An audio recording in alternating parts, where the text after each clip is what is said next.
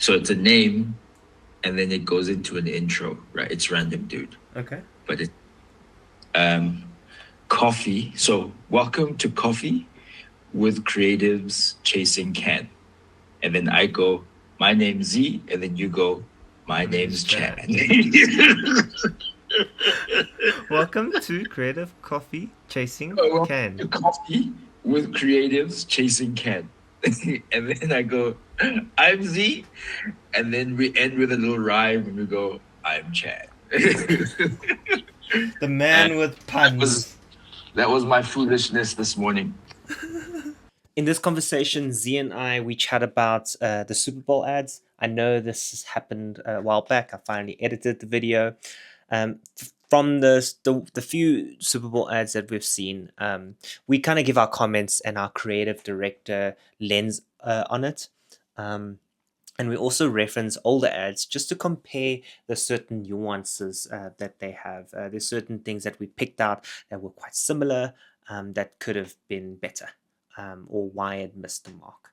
So by not saying it's a terrible ad, but also the why behind it, by not saying plain out it's bad ad.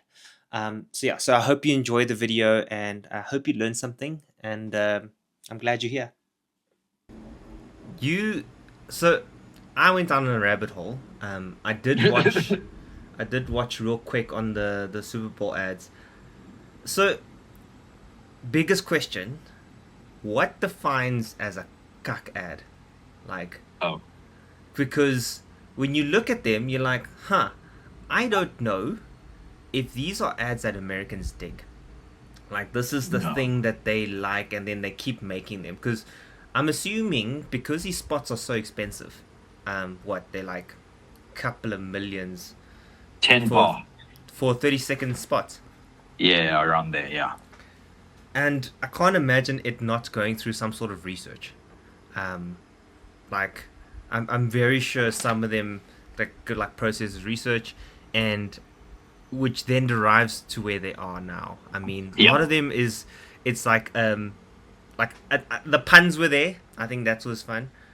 The ongoing theme that I've seen, and I think it's Deadpool has got to be blamed. It's this whole fourth walling, Fourth wall break, um, yeah. which is like it was cool. Like, I'm not gonna lie, I dug it, but I think I seeing it strung together kind of makes like, oof, is this a one trick pony situation?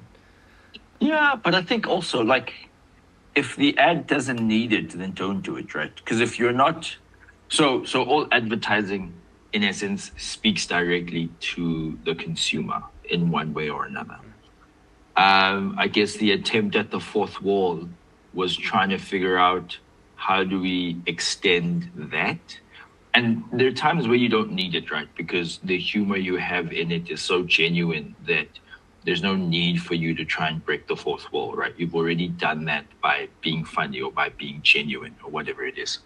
The one place where for me it worked the best, one of the OG Super Bowl ads was the Old Spice ad, right? Where it was direct to you, and he's telling you that story of him. And if you want to be the guy that smells like the guy that your woman wants, get Old Spice, right? So almost it was deliberate in terms of why they used that kind of format. Um, but I think now, and I don't want strategy to hate me because I love strategy. No, let me not say this. I think, no, let me not, no, I want to say, I think clients, right, don't recognize the beauty of strategy in informing creative. And so what they want to end up doing is use the strategy as the creative, Mm. right? Um, because that's what all those Super Bowl ads felt like, Mm. right? Mm. Get the talking points across, get the features across, Mm. get all those things across, and then in between all of that stuff, There's have a little humor. mumbo chat. Yeah. Yeah, I also noticed that it's like it's almost like there's a fight between the strategy and the creative. It's like, okay, cool, and also the tick boxes, Yeah, and yeah. it's like it's all these features and stuff, and then connected through like the narrative of some sort, and it feels like a drum roll, and it's like the whole time. Yeah. That like the one I couldn't get was the Chris Hemsworth one, The and also Alexa. the next format that I started spotting, it's like, oh gosh, give me 1 second. Yeah, yeah, cool. There's a YouTuber, I can't remember what it's Abdul something, and he's like a doctor dude, Yeah. and I don't know if you come across on your YouTube, and he does this thing where he's got like these little note things, and he's cut the corners, dude. It's like the coolest thing. Like I've got a stack of this, so it's like my memo stack of memo stuff. Like I just jot down stuff, um, and Jen bought a punch. You punch the corners. Oh, and you can. Okay, Yeah, I was like, how'd yeah. you get them? No, it's like Cool. it's freaking awesome. I come to really like it. Just want to write down this word for template. Um, Sorry about that. All right, cool. That's right. Where did we leave off?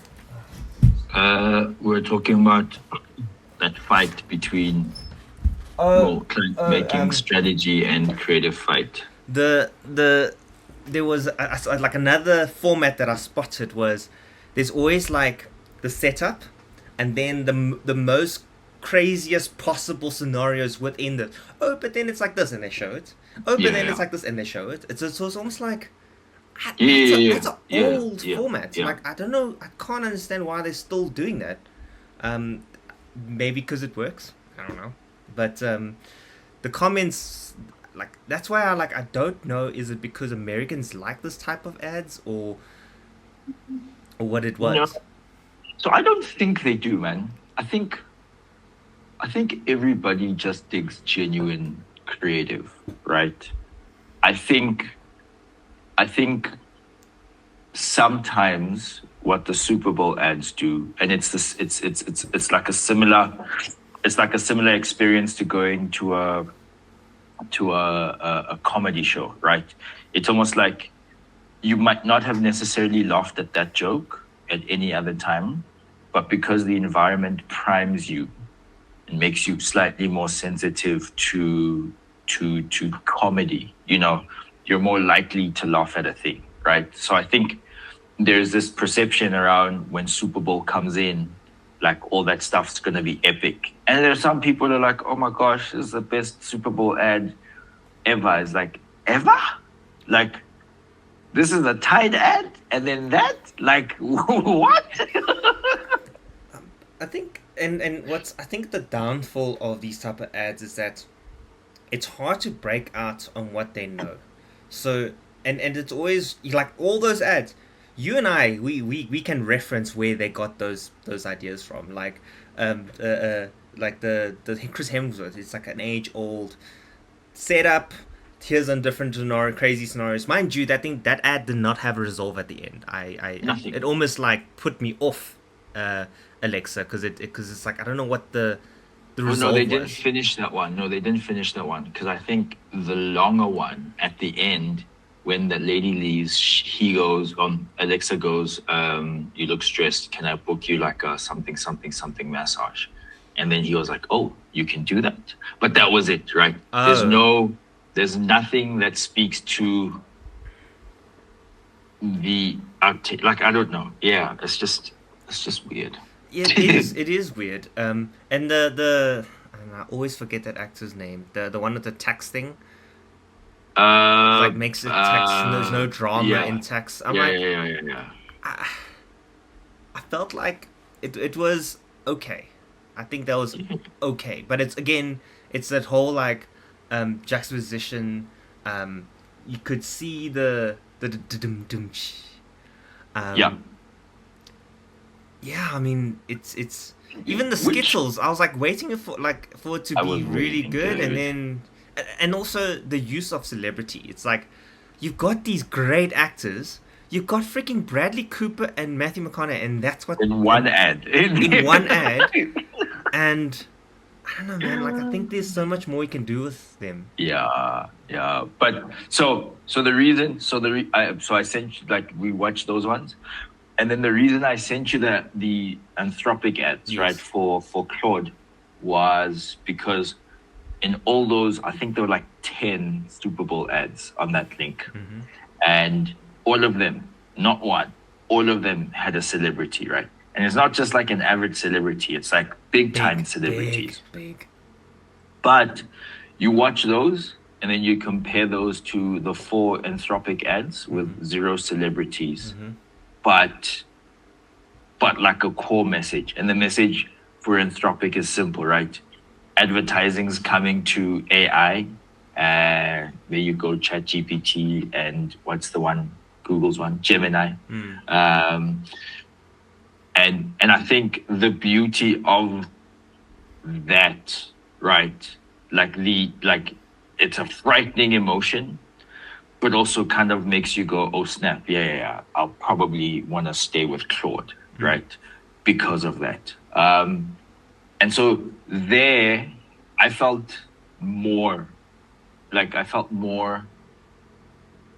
emotion with those ads than I did with the others, right? With just the average, everyday kind of advertising actor versus your Hollywood blockbuster actors or your big time music producers, and what's his name, DJ Khaled. But with those ads, like those felt like genuine creative ads, right? Getting a point across. But the ad or the point wasn't the point, if that makes sense, right? There was the ad and then they made their point, but that wasn't the focus. Like the whole thing worked well together. And I think that's the beauty of it. Because when I watch these Super Bowl ads, I think to myself, on any other day, because the standard of Super Bowl is different, right? Like that DoorDash stuff, like that's a different thing. Also, that wasn't necessarily an ad. Last year's DoorDash one wasn't an ad.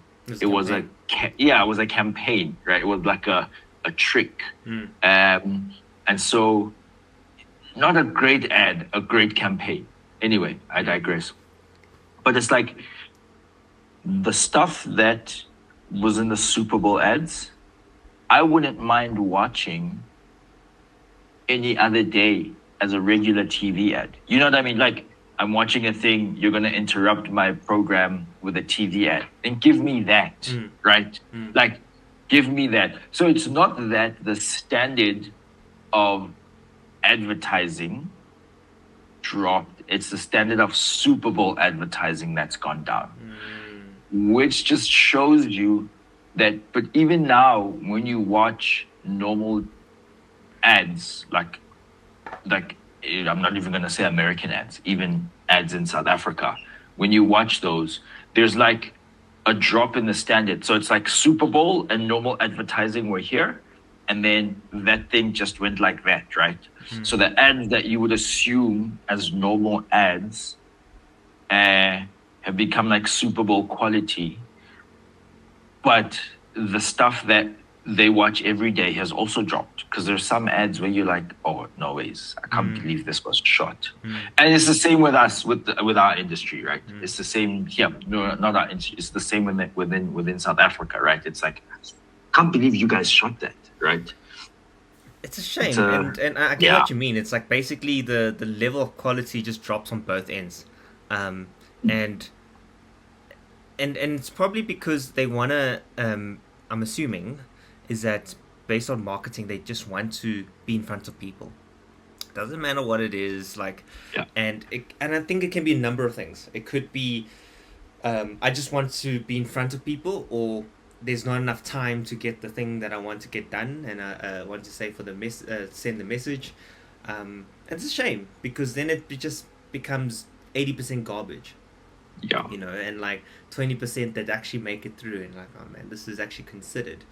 The Anthropic one, for me, TikTok has ruined me, because, and I say that because those skits, I've seen those skits before. Yeah, and that guy, there's a guy who does, like, I think that's predominantly his content, right? Exactly. And they do these, and like that whole split-second pause before you respond, that is unsettling, and it's well executed. I mean, Anthropic did a fantastic job on that, especially the the insensitive smile just makes it like, oh man, this is very disturbing. But then I see what Claude is doing, but then it makes AI as a whole like disturbing Yeah. because like Yeah. Claude is doing that too. It's like Yeah, a yeah, very yeah. like very delayed, impersonal. Like that is absolutely amazing. Oh, you did a good job. Let me do this for you. Like, but Claude is doing that too. But like I know that Yeah. the message you get getting across is true because like when it's a dig at ChatGPT when they're Yeah. announcing ads and stuff like that, and it's like okay, cool. What does that world Look looks like. like? Yeah. Um, which for me is not a huge leap. It is just materializing what people were assuming. Yeah. Yeah, so yeah, like across the board, all of them are shot well. Like Yeah. that is something you do give it for them. Like it's shot beautifully. It's very clean and crisp. The sucky thing is that I don't know if the audience um, accepts that. And also recycled ads. The Uber Eats, that's also a recycled concept with like is Yeah. What was it? Was every football food. thing is related to food. It's like, oh, they're Yeah. trying to sell you food. I'm like, but that was last year. Was it last year? Or was it the year before? I can't remember. It's the year before. I It don't was the think year before. I don't think your typical South African would follow Super Bowl ads like we do. No.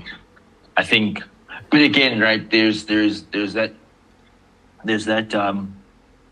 local, and I guess it would be the same in every country, right, where you have those things that kind of stand out to that region. I don't think they would be here or there for us, which is and I think it's a talking point for another time. I'm just thinking about what ads, what we consider, there we go, what we consider good ads, right? In the face of your everyday doesn't work in the industry South African, right? Like what I would go, man, that was gorgeous. That was well written, beautifully shot, well acted out. I mean, peak, right? And if to them that ad lives in a similar space in their heads or just exists in the same way every other ad does, you are an interruption between my soapy or my reality show. I'm going to watch you, it's going to pass, and then I'm going to move on, right? Versus what a good ad is to the everyday person. And I say this because I don't know if it's an ad or a skit where these guys are having dinner and the one guy goes, oh, what do you do? Oh, I'm a doctor. What do you do? Oh, I'm a this. And what do you do? Oh, he works in advertising.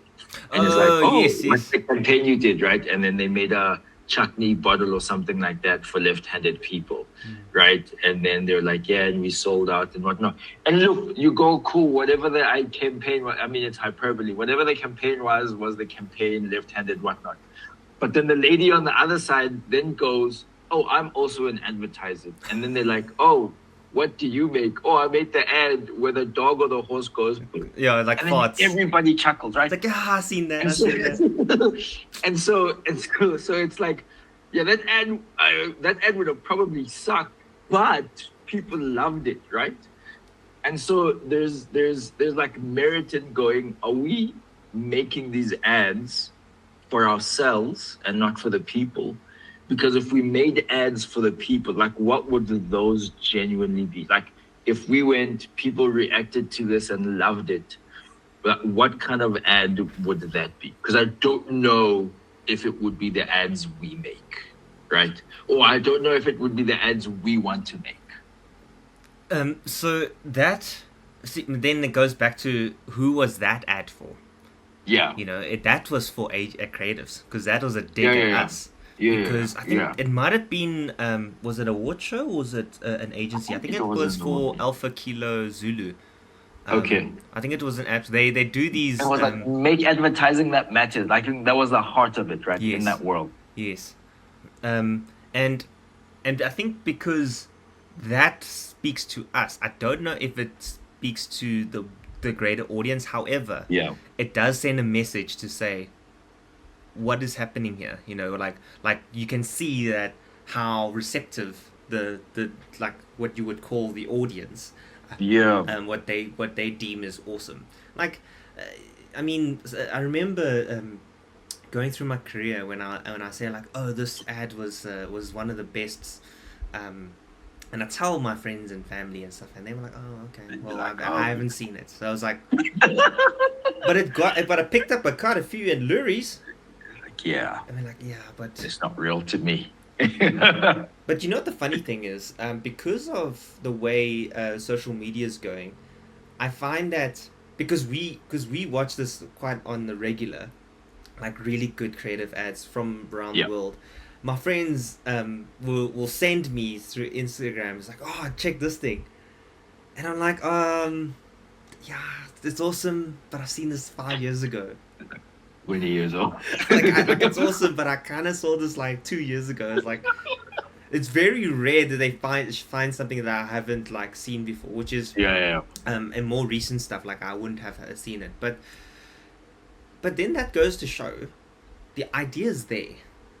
You Mm. know, it's like people dig those ideas, but it's just like, how does it get spread across? Yeah.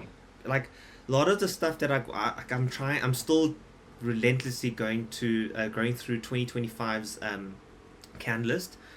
There's so many good ones like that sitting in. I'm trying to find the one that I wanted to show you. Man, it's one of the Thai ads. Thailand is the one Which that are one? freaking killing it. Tell me. You would definitely have not seen it. So it's it's for a slop, like slops. Oh, with the monkeys. Oh, you did see that one. Yeah. Freaking, that was amazing. I was like, it's like taking digs at society. He's like, oh, this is like, and he stands up right, and he's like, no, guys, I don't think this is right. What are you talking about? It's like, and like, it's so off centered that I don't know. This is the question I always ask when I see these stuff. How possible is it to replicate that in South Africa? Like, what's the likelihood of it doing well? Not necessarily the whole, like, it can be Neanderthals, you know, like doing that whole skit. And like there's that certain um uh acceptance that it looks cheap and stuff. Like those you can see that's like it's a whole stage thing, but it's funny. Yeah. It's so funny. Like at the end of the like I know that the after the couple of ads, the format you get it, and man, the writing in that is so spot on. With yo, dude, yo, I, oof, I don't know if it would work here. Hey, um, but also, I don't think it would work because Thailand's just a different creative country altogether, man. Like, like they don't care. They'll push everything to the extreme, right? Just in terms of what they do creatively. So I think their people are primed for it in terms of the madness. Um, for us here, I mean, the benchmarks uh, for guys like, and the ones that stand out, right? Not the ones where we go, oh, that's cool. It's the ones that people go, oh yeah, that was dope. It's like Chicken Licken, always. Yeah.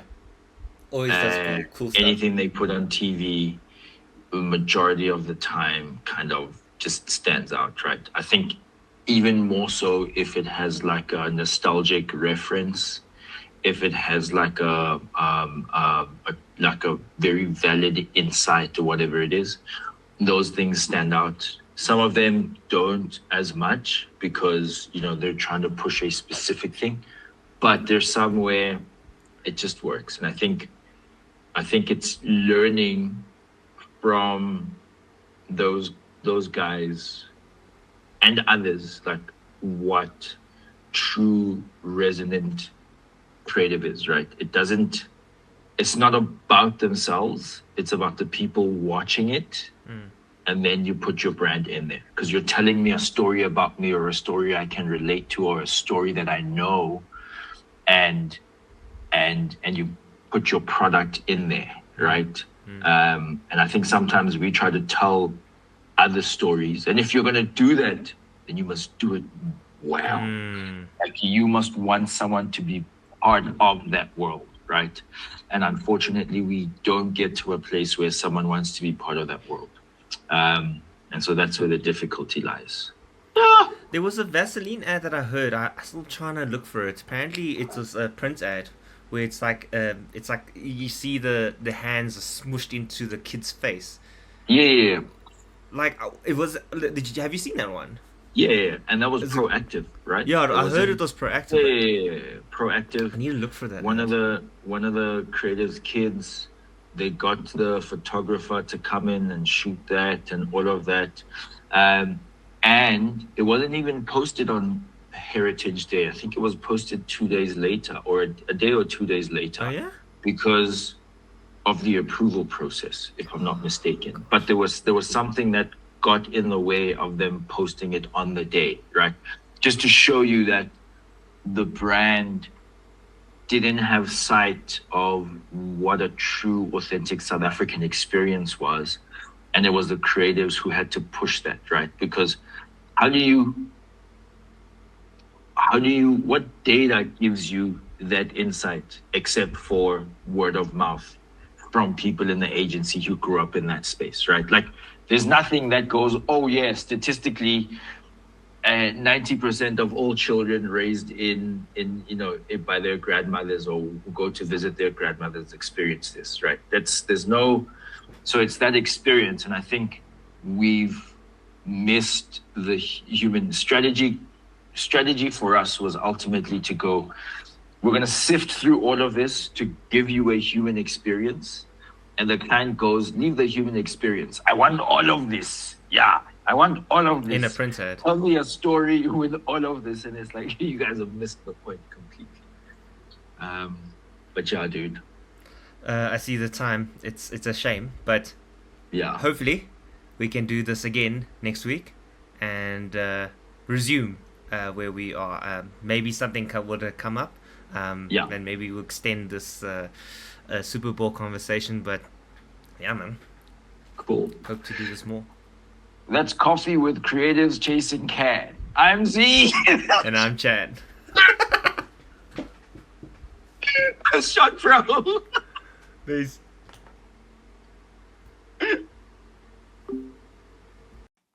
Thank you for watching the video right to the end. If anything piqued your interest, let us know down below in the comments. And if you have any other questions that you'd like to ask us, I don't know, maybe it's like, what's your thoughts on the new Coca-Cola AI ad?